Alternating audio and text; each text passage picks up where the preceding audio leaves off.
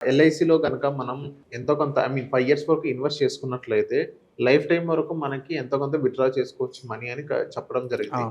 ఇందులో ఎంతవరకు వాస్తవం ఉంది? సో, ఇప్పుడు మీరు అడిగిన క్వెషన్‌కి 5 ఇయర్స్ ఇన్వెస్ట్‌మెంట్ నుంచి మంత్లీ ఇన్‌కమ్ గాని, ఇయర్లీ ఇన్‌కమ్ గురించి చెప్పాలి అంటే, దాని పేరు జీవన్ ఉత్సవ్ పాలిసీ అన్నమాట. జీవన సో, అక్కడ ఏమవుతదంటే 5 ఇయర్స్ వరకు మీరు ఇన్వెస్ట్ చేస్తారు. అండ్ 5 ఇయర్స్ వెయిటింగ్ పీరియడ్ ఉంటది.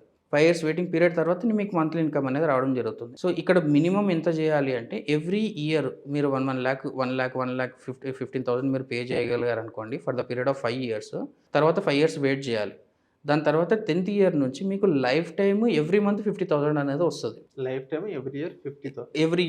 ఎవ్రీ ఇయర్ 50,000 వస్తది. సో, అందరూ ఏమనుకుంటారు ఇది చాలా మంచి పాలిసీ. మనం రూ. 1,00,000 కడుతున్నాము. కానీ మనకి లైఫ్ టైమ్ 50,000 వస్తుందనేసి అనుకుంటారు. కాకపోతే మీరు అర్థం చేసుకోవాల్సిందేందంటే ఈరోజు రూ. 1,00,000 కడితే తర్వాత మనకి 50,000 వస్తుంది. అది కూడా 10 సంవత్సరాల తర్వాత. సో, దాని వాల్యూ ఎంత?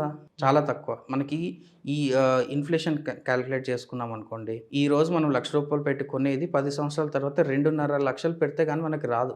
అవును. అట్లాంటిది అప్పుడు 50,000 వస్తే దాని వాల్యూ ఏముంటది? సో, అందుకే మనం ఏ ఇన్వెస్ట్‌మెంట్ చేస్తున్నా సరే, మన ఖర్చులు ఎలా ఉన్నాయి? మన ఖర్చులు ఎలా ఉంటాయి మన ఫర్దర్‌గా? లైఫ్ స్టైల్ ఎలా ఉంది? మన లైఫ్ స్టైల్ ఎలా ఉంటది? ఫర్దర్‌గా ఒక 5 ఇయర్స్ తర్వాత, 10 ఇయర్స్ తర్వాత ఎట్లా ఉంటది? ఆ లైఫ్ స్టైల్‌కి ఇది సపోర్ట్ చేస్తదా? చేయదా? అని ఖచ్చితంగా మనం చూసుకోవాలి.